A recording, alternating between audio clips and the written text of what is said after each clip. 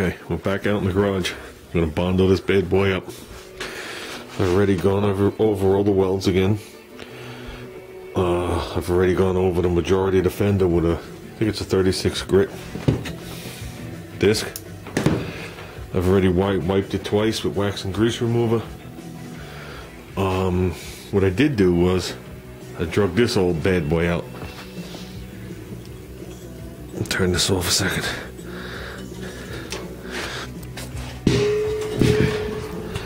I drug this old thing out.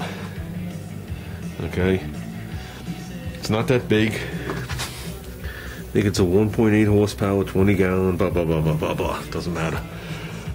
Thing's noisier than a freight train coming down the road right in front of your house. But you know what? Every time I do body work, I drag this thing out and I run my tools off it.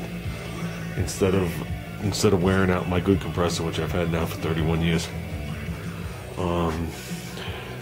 I mean, last time when I worked on this car, when I converted it to a two-door, this thing ran straight for 2 months. Still can't hear because of it, but I just want to beat the living crap out of this thing, and then eventually when it breaks I'll throw it out, but that doesn't seem to be happening.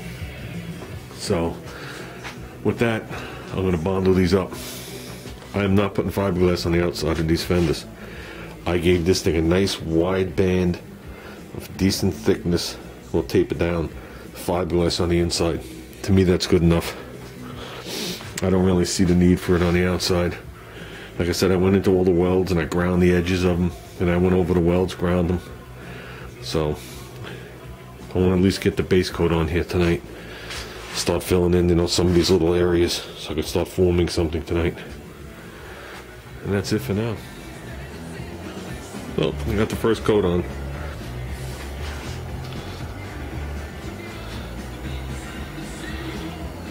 Time to neaten this stuff up. It's almost ready. Stuff is pretty smooth. I gotta mix it a little better, a little different. Keep some of the air bubbles out of it. I haven't bonded in a while, so. But this stuff is nice. It seems to lay out nice. So, this isn't spackle. That I can tell you. I love spackling. I hate bondoing. So. I'll get the hang of it. Right when I'm just about done with the last fender.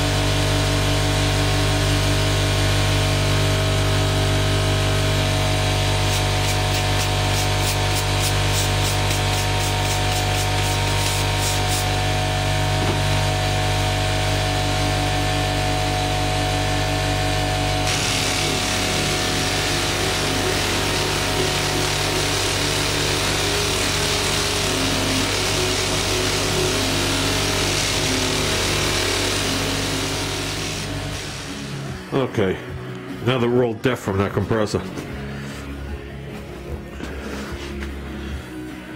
Gave it its first coat and I gave it a quick sand. Still needs a hair bit more, obviously, but I wanted to knock off all the big stuff. before it's set up. So I hate the first coat or two, especially when I got to deal with stuff like in there.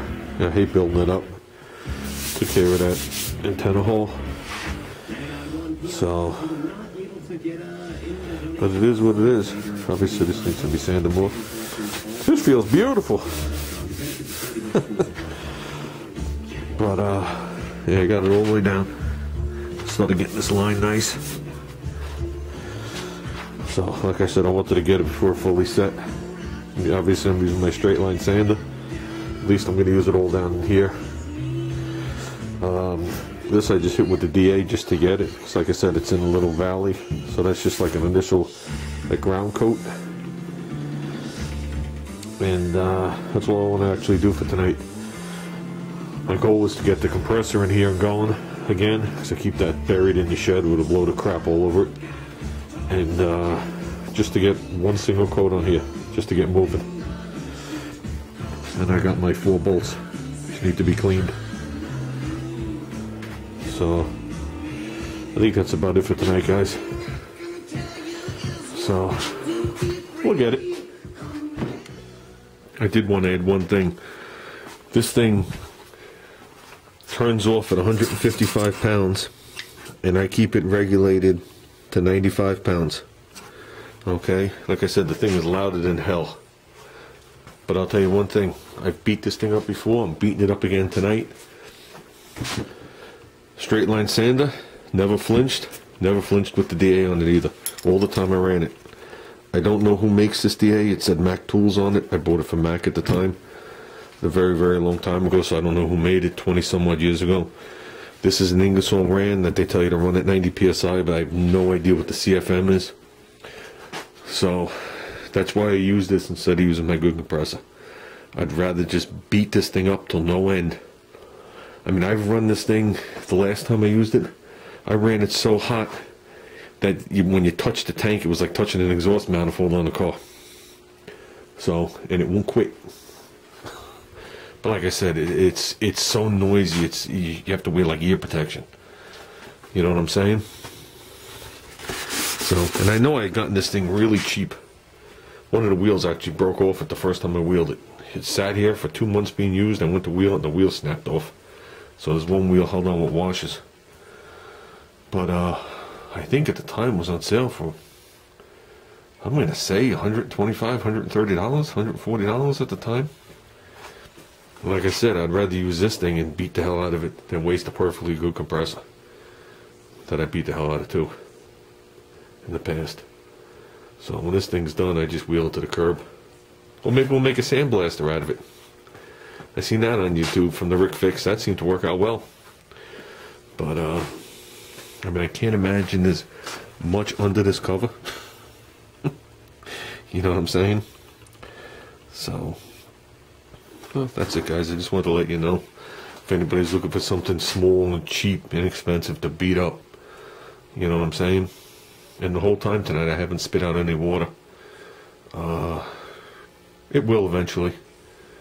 It definitely will. But they keep the line so high off the ground. You know, my other one's a horizontal tank. So the line is, you know, the height of, I guess, which is about the quarter of the height. Not that that matters, I really don't know. But I'll drain it out before I use it again tomorrow.